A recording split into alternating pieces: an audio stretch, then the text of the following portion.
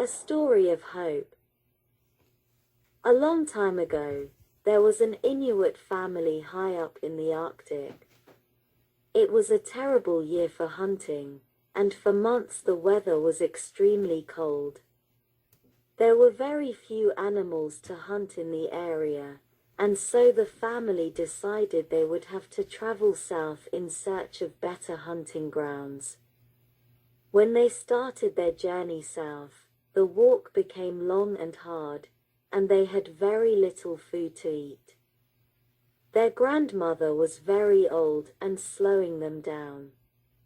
It was a tradition in those days to leave the old folks behind in hopes that the rest of the family might survive. So they said their goodbyes and left her standing alone on the ice.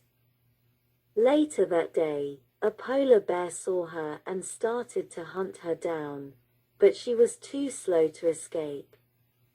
As the polar bear got close to her, she took off her big fur mitt and put it on the end of her narwhal walking stick.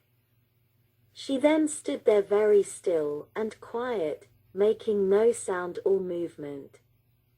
As the polar bear got within feet of her, it opened its mouth to bite her, and at that very moment, she shoved the mitten down the polar bear's throat, choking him.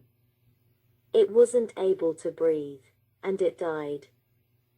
She walked all day and through the night and was able to catch up with her family, and she told them what had happened.